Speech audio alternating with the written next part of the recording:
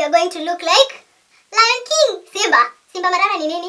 What's up everyone, it's your girl Njerie Gitau here. For those who are new to the channel, welcome, karibuni. Feel free to take a seat and hit that subscribe button so that you can become part of the family. For those who are back for the second, third or even umpteenth time, then welcome back to my channel. So today, please don't call me Njerie Gitau, just call me Simba because grrr. I like how big my hair is. Anyway, in today's video, we are doing the first of stretching wars. I mentioned it after the video where I did the rollers for stretching my hair. And now I'm comparing different methods of stretching type 4 hair without using any heat. So today we are going to do African threading versus braiding. If you'd like to see how we got here, and what the differences are and what the similarities are, then keep watching to the end of the video and let's just jump straight into the video. For this particular series, which I am dubbing Stretching Wars, I decided I'm going to be starting on freshly washed hair just so you can see how shrunken my hair usually is when it's wet and how it look after we have stretched it out. So for this video, I'm going to do the African threading method on this side. You can see I already did the back section, and then I'm going to do the braid again on this side, which I already did on the back section. My hair is again freshly washed and I've already detangled and gone in with my leave-in conditioner from Cantu and then my shea butter just to seal in that moisture from Tertiary Naturals. I'm going to link a video over here so that you can find out why I'm currently using these products and how they have changed my moisture game. So as I've mentioned, I've already done the back section. I'm going to continue and do these other parts and then demonstrate when I get to the front. I have a total of 4 sections on each side, including the front ones. On this side is African threading and on this side is braiding. I'm going to zoom in the camera because I've gotten to the front just so that I can demonstrate exactly what I'm going to be doing and so that you can see it in detail. So for the braiding part, I had already detangled, but I'm detangling just again with my tangle teaser to ensure that that section is thoroughly detangled because I don't want my comb to snag my hairs when I finally undo it after stretching my hair. So this is the part and I divide it into 3 sections. This one, and the middle one, this one. And so I'm going to start braiding.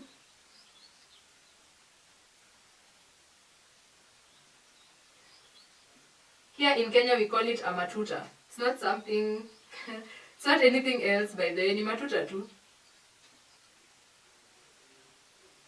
And then when I'm braiding, the thing I'm making sure is, like you see this section, I pull it gently just before I get this one. I pull it gently before I can push it over the other one and so on and so forth. The reason I do this is so that I can get the most stretch out of the braid, if that makes sense. If I don't do that or do it tightly, it's not going to stretch my hair that much. And that's not what we are trying or looking for. So when I get to the end, after braiding, I just roll that around my finger and let it have some sort of curly end. And by now, if you've been here long enough, you know I'm a bit heavy-handed with product. So this is just me cleaning it up just a bit so that it's not white. But you can see that the more it dries, the more it becomes less white. Yeah, it's going to be absorbed into my hair. For the African threading, I usually use regular thread. Like the thread you use for sewing. So I'm just going to get some thread from this. I try to make it as long as possible so that I don't have to start cutting more thread after I've already started the process. So again, I'm just going to gently ensure that my section is thoroughly detangled.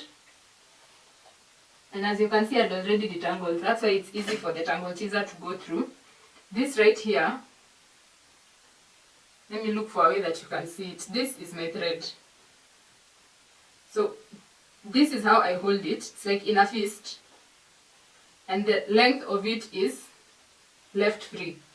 So I'll hold the base of the ponytail and then take my thread, which is this one, and place it at the base. But you can see I haven't started at the base. There is this part, this one, that I'm going to hold with my finger. So it's like there's some thread here, and then there's the rest of the thread. So I try to just loop it around the base to form a very strong foundation so that it doesn't unravel. And then now I'm going to go along the shaft of my hair. So whenever you see my index finger and this is how I'm crossing it, where my index finger was, and moving my hand further down the braid. I realize the thread isn't as visible, but you can see the part where my hair has started looking like a corkscrew of sorts. So I loop it around my hair, but not at the same part. So the point of this hand is to gently pull my hair away from the roots, just gently. So once you loop it, it's like I leave a little space in between this and the next place I'm looping it, all the way down. So it's like my hair looks like a cork. I realize it's not as clear, but where you see the white parts, like the white streaks, that's where I've looped my thread over. So when I get to the end of it, all I do is I'm going to take the end of my hair, this part, and loop it on top. So it's gone upwards. And then I'll take the thread and tie it around that to secure the ends. Then once my end is secured upwards, I'm going to take the thread. Let me show you that there is actual thread and it's not imaginary in this one. So I'm going to take it, and here is my hand and here is the rest of the thread. I'm taking it around that section of hair and then looping it this way so that I can form a knot. So I've formed a tiny knot that isn't too tight at the base, and that will come in handy when I get to remove this, because I'll just do that and the thread comes out. My hair is now dry. I want to take down the thread on this side and the braids on this side, and kama kawaida, I'm going to start at the back, come all the way, and I'll demonstrate when I get to the front how I am just taking them down. I'll start by removing the bobby pins, just dabbing a bit of oil on my hands just to again reduce the frizz, and then I'll go ahead with the process and I'll demonstrate once I get here. So for the braid, the thing I'm going to do is just start unbraiding from the end.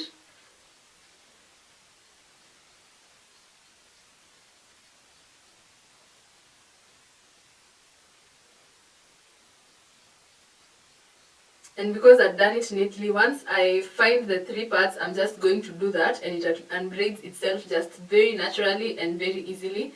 Then I'm going to remove the ponytail the hair tie that was holding my hair in a ponytail, and that's it. As you can see, I have definition that I am not going to use, and I'm just gently separating it with my fingers so that it stops looking stocky and thick.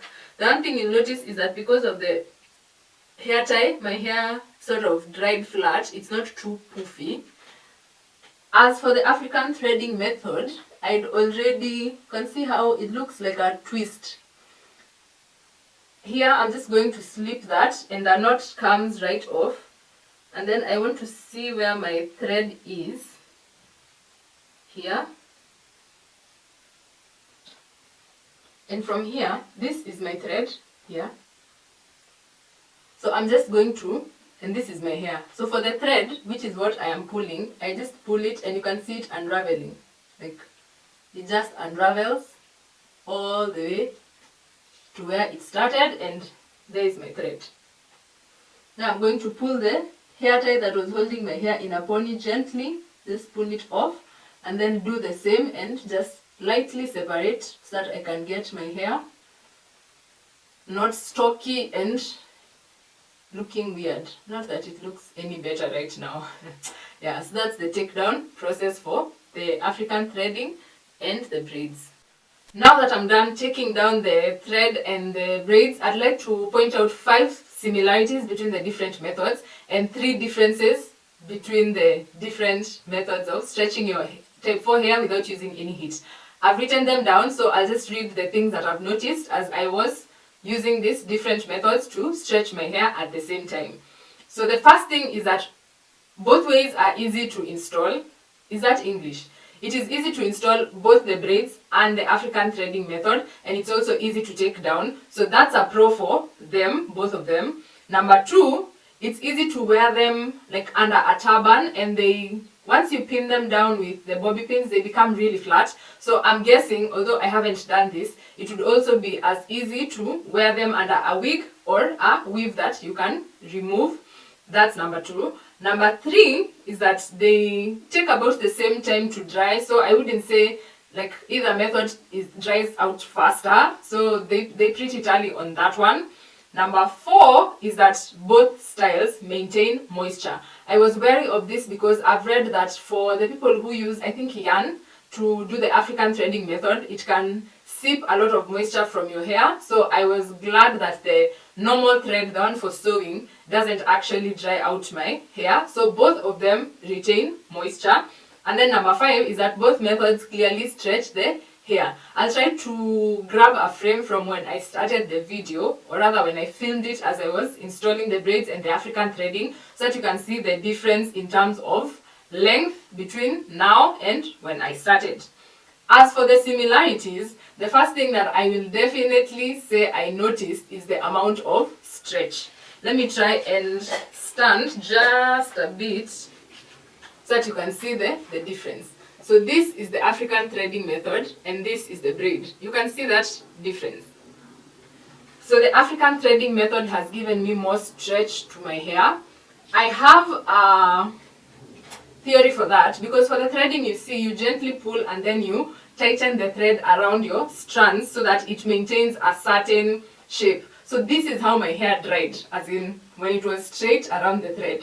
As for the braids, in as much as I really tried not to use any products that will get the curls defined, they still did that. And so for the braids, since I wasn't stretching it, or rather even after stretching it, when the hair is wet, as it dries, it continues to sort of, what is that word called? It's like clump together. Yeah, let's go with that. That's why I'm saying that the African threading method has more stretch than the braiding. The difference, number 2, is that clearly the braiding has some curls, and the African threading method is mostly straight in terms of how my hair looks. So if you want to wear your hair stretched but in like a curl pattern that is not too defined, then this would be your best bet. This one gives you like super stretch but doesn't have any curl pattern once you undo it. The third difference is that the African threading, waist thread, as in surely, thread is for kushona. But then again, since you don't use that much thread, I'm just being a bit dramatic, but it uses thread, while the braiding method requires nothing except you and your hair. So those are the 3 differences. The stretching with African threading is clearly more as opposed to the braids. The braids have a curl pattern while the African threading does not. And number 3 is that African threading uses thread, like you need tools, while braiding you just need your hands and your hair. Before we move on and I get to comb out my hair and do the outro, I also need to mention that there are 2 major precautions to take when you're using these different methods to stretch your hair. Number 1 is that your moisture game has to be on point. You're about to, stretch your hair and you're about to use thread, you're about to do all these things. So just to keep your hair moisturized and stretched throughout the week without necessarily having to re-moisturize, if you want to keep the length of the stretch, is that you really have to have your moisture game on point. And I've been singing this song for a while, so just check out the video and on the things that have helped me improve my moisture game, and you can perhaps try out those, especially if you're low porosity hair, to see how that will work for you. Because right now my hair feels like super moisturized and it's like the 3rd day or something, I think. Then number 2 is that you have to detangle thoroughly. Detangle thoroughly because, as you heard, I'm going to comb out my hair right now, and if I hadn't detangled it, I wouldn't have thought of combing it because it would have meant breakage. So those are the similarities, the differences, and the precautions that you need to take, or the things that you need to do before you actually install either one of these methods for stretching your type 4 African hair without using any heat. So now that I've mentioned that, let me just comb out my hair and let's see what we end up with. Yes. So after gently combing out my hair, this is what I have, and you can see I have length and volume from both methods. This is the braiding, this is the African threading. So if you liked this video, give it a thumbs up. Let me know in the comment section, have you ever used African threading or braiding? Which one do you prefer? Which other method of stretching your hair do you use? And would you like me to pit it against another stretching method just so that you can see what's more effective, the differences, the similarities, etc, etc. Because after all, we are calling this the stretching wars. Can you tell I've never boxed before in my life? Yeah. Anyway, thank you for watching. I hope you enjoyed yourself and that you learned a thing or two. I highly appreciate each and every one of you. And by the way, if you've gotten to the end of this video and you haven't subscribed, just hit that subscribe button, hit the notification bell so that you can get alerts when I drop new videos every week. Without further ado, which is like the statement I use in every video and the rest of my life, I will see you in the next one.